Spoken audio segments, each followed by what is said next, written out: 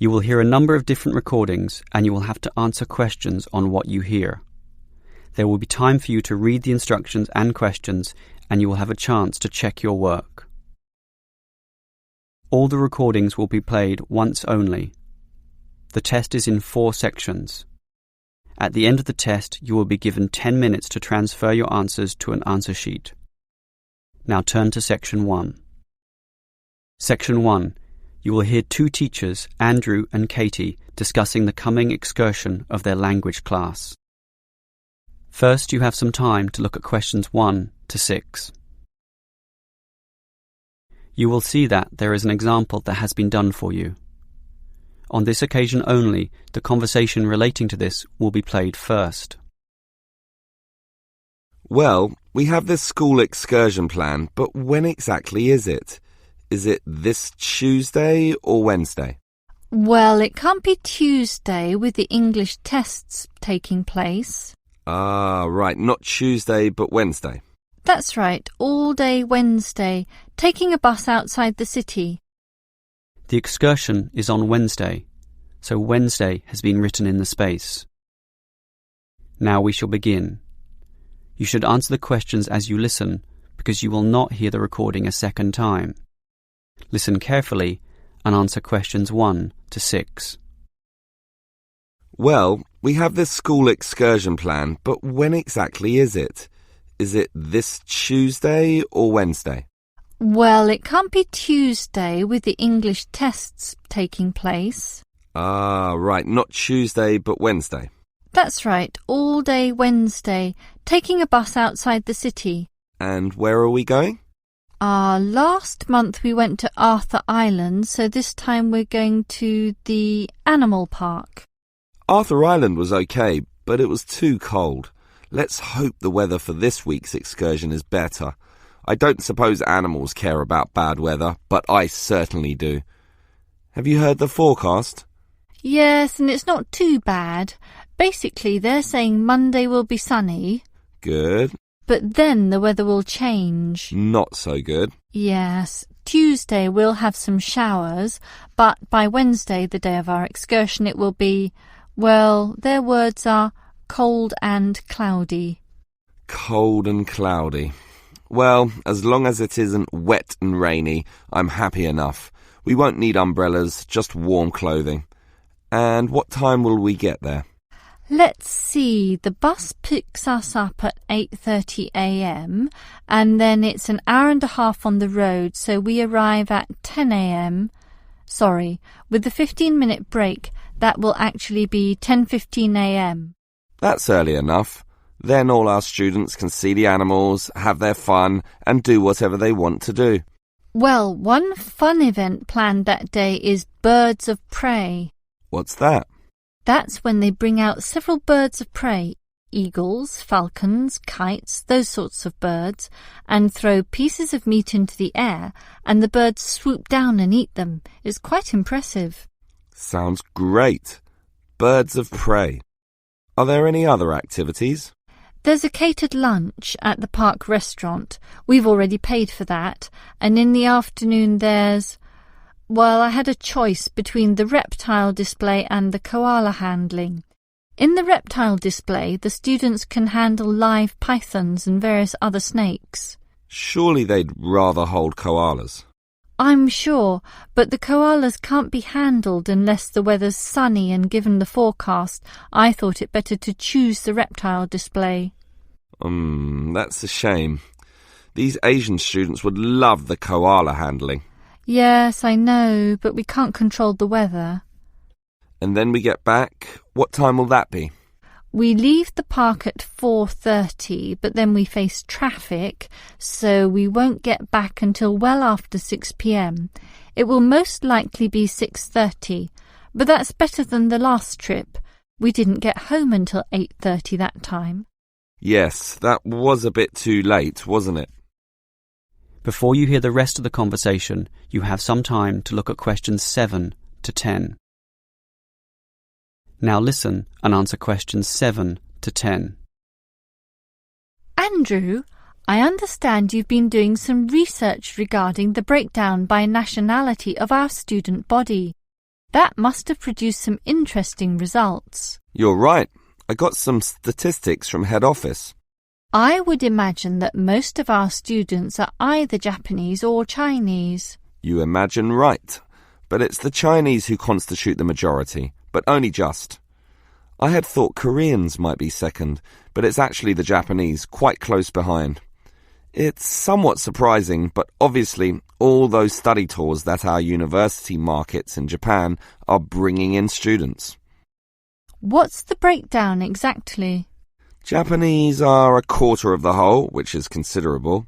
Last year they were only 16%, so that market has grown nicely. The only other proportions of some weight are the Indonesians and Koreans, about the same. Indonesians at 15% and the Koreans are a little higher, not like last year when they were less than 10%. I thought we'd have more Indonesians than Koreans. Well, as I said, they're about the same. Just like the Saudi and Thai student numbers, almost the same also, both just under 10. Which one is bigger? Thai students number just a fraction more. As for the other nationalities, collectively they're only 3%, so it wasn't worth giving each of them a separate category. I just grouped them under other. That's Vietnamese, South American, a couple of Russians, and so on. That is the end of section 1. You now have half a minute to check your answers. Now turn to section 2. Section 2. You will hear a representative from Easy Travel Travel Agency explaining to some customers the benefits of her company. First, you have some time to look at questions 11 to 15. Now listen carefully and answer questions 11 to 15. Hello, everyone. Now, you're here because you're interested in travel, right? And you're in the right place. For at Easy Travel, we have the best deals for the best locations. We specialize in eco-travel, or holidays designed to get you amongst nature, ignoring the hustle and bustle of big cities. So whether you want to hike in Nepal, as many people do, or follow some jungle paths in the rainforests of Queensland, we can give you the best deal. If you look at our office here, you'll see our overseas consultants. That's for trips overseas, obviously, to Europe, to North America, but primarily for the Asian market, which is generally more popular in this part of the world. Most people like that touch of the Orient, right? But they also like the domestic market, since this country offers its fair share of beautiful natural vistas. What about the deserts, anyone? What about some striking red rock gorges? Then talk to our domestic consultants who can arrange anything you want. But they deal with the accounts in the morning, so you'll need to talk to them in the afternoon. And remember, our office doesn't open at night, sorry to say. Now, around the outskirts and outer regions of this city, there are many beautiful places that you might not be aware of, and the advantages of these regional locations are many. Mostly by being closer, some of them can be done in a day tour. Yes, it's fast and convenient with none of those long-haul bus trips which often leave you cramped and uncomfortable and stuffing heavy suitcases into luggage racks. But I should tell you about our buses, those that are needed for the somewhat more distant holiday destinations. They definitely do not suffer from those problems I just mentioned. We use the services of the famous Sleek Line Company, whose buses are known as the very best. Yes, they are big, yes, they are comfortable, but what makes them especially different is the personal attendant who accompanies the driver, ready and willing to serve you and ensure that your trip is the very best. So whether it's overseas or local, we can certainly give you what you want. Now, do you have any questions? Before you hear the rest of the talk, you have some time to look at questions 16 to 20. Now listen and answer questions 16 to 20. Right, let me orient you to our main Easy Travel office here. On this table right beside us are travel magazines for you to browse through, and on the wall next to that are many more for all parts of the world.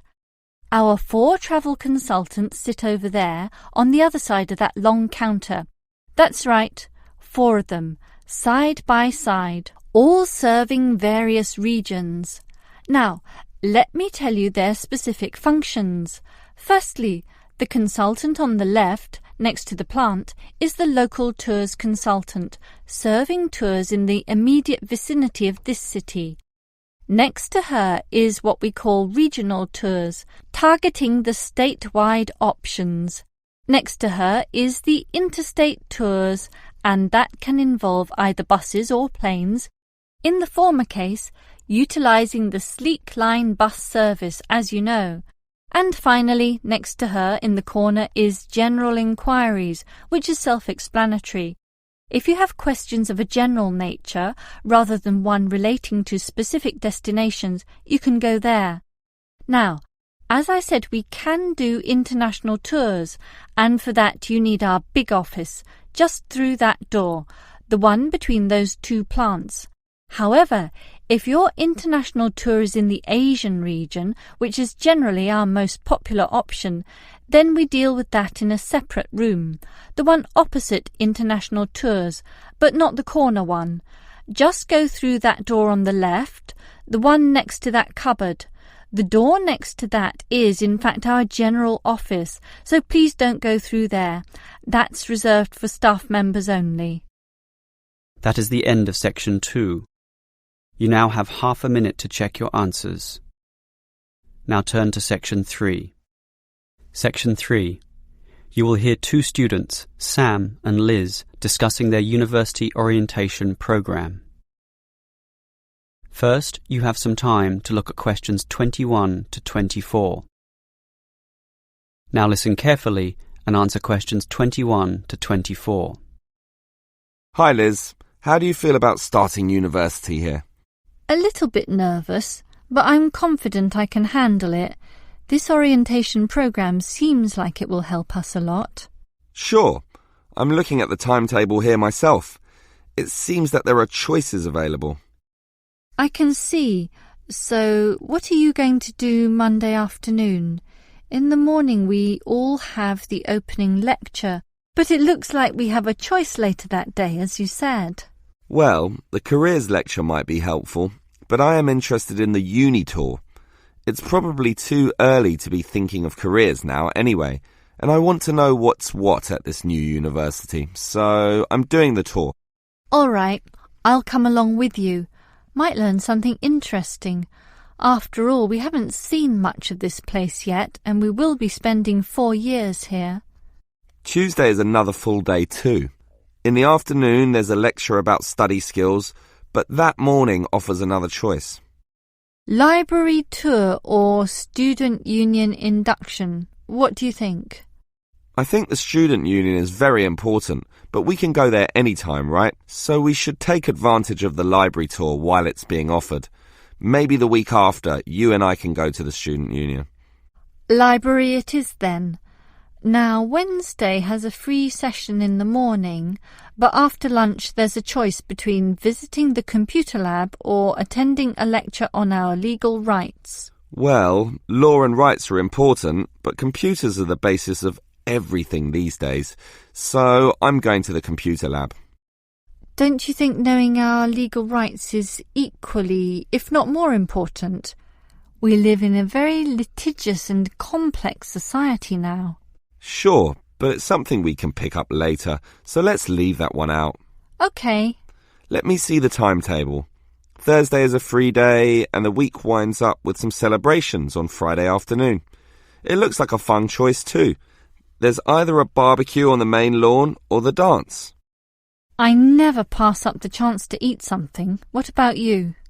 If I can get a free meal, I'll take it any day, and I'm not good at dancing anyway. Well, that's that decided, right? Right. Before you hear the rest of the conversation, you have some time to look at questions 25 to 30. Now listen and answer questions 25 to 30. Guess what, Liz? There's another interesting thing in this orientation booklet, and it looks important, about a style guide. What's that? Take a look yourself. It seems to be a set of rules regarding how to present written work, essays and that sort of thing to the lecturers. They want a uniform style of presentation. I can see, so everything we hand in must have a header and a footer. A what? A header and a footer. The footer is at the bottom of the page and the header is at the very top. That's why they call it a header, you know, that little bit of writing giving details about the work. And they also want the word count. Why do they need that? I guess because the lecturers will specify the number of words they want for their assignment, and they want to be sure students follow this. And even the heading on the page has to be a specific dimension, 16 points and bold print and underlined. And subheadings are 14 points, and the font has to be Arial for everything. Yes, the main text is Arial too, as you said, and the size is 12 points, with the header and footer being slightly smaller at 10 points each. Well, it seems logical. The size of everything is in proportion to its importance. But why do they need the spacing of the main text to be 1.5? The header and footer are different. They're only single-spaced. Probably to allow the teacher to insert comments or corrections, or just to make it all more readable, I suppose. And we need wide margins on the left, right, top and bottom, probably for the same reason. Lots of space to allow the addition of comments. That's a bit scary, actually. It seems to assume we will be making mistakes. And look what they want in the header and footer. The header has the name of the work. Not the name of the teacher? No, the work, but surely the teacher's name must go somewhere. Ah, here it is. It goes in the footer. OK, I'd say this is all logical. If a page is lost, say falls to the floor, then with all this information it can always be traced back to the teacher involved. Right. As you say, all very logical. That is the end of section 3. You now have half a minute to check your answers. Now turn to section 4. Section 4. You will hear a lecturer discussing public parks. First, you have some time to look at questions 31 to 34. Now listen carefully and answer questions 31 to 34. Most of us are familiar with a local park. We spend time there, play there, and have some of our best memories in these places. But what is a park? Basically, it can be defined as a natural, or at least semi-natural, piece of land, planted with a variety of trees, bushes and flowers, protected and reserved for the enjoyment of all citizens. There are usually regulations about the sorts of behaviour that can take place within. And sometimes there are facilities such as children's playgrounds or fields for ball games and other sorts of activities. For this reason, if there is grass, it is kept short, and this also discourages the breeding of insect pests. A well-maintained park actually needs a lot of people to look after it, and more so if the park showcases special plants, flowers or trees, in which case it is called a botanic garden. In complete contrast, if the park is big and remote enough, it is sometimes designated as a wilderness park, to be left completely alone and untouched, protected from all development in order to allow wild species, both plant and animal, to live undisturbed. But it is the urban park, the sort of park that most people are familiar with, that I want to talk about now. These preserve natural landscapes for the pleasure of the urban population, most commonly just for passive recreation. In other words, allowing people just to observe the trees and lie in the grass, and such passive recreation is certainly needed. Before you hear the rest of the lecture, you have some time to look at questions 35 to 40. Now listen and answer questions 35 to 40. Continuing on the subject of parks, it might surprise you to know that once there were none. 1,000 years ago, there was no need, since there were already extensive open spaces, forests and wilderness surrounding most cities and towns, for example in Europe. These dark, dank forests were large and even dangerous, full of wild animals and with the potentially fatal result of getting lost. Hence, fairy tales evolved about witches living in these areas and the wolves and bears which could threaten young children. However, with the rapidly increasing human population, the original wilderness and natural open spaces were intruded upon. Forests were cut down as population spread, and with them, urban pollution and further deforestation. But it was only with the advent of the Industrial Revolution that people realized natural areas needed to be preserved to give the populace access to the sort of nature that was fast disappearing due to the uncontrolled development and demand for resources. The first park expressly designed for that purpose is usually considered to be Prince's Park in Liverpool. This was in 1841 on land donated to the public by a rich iron merchant.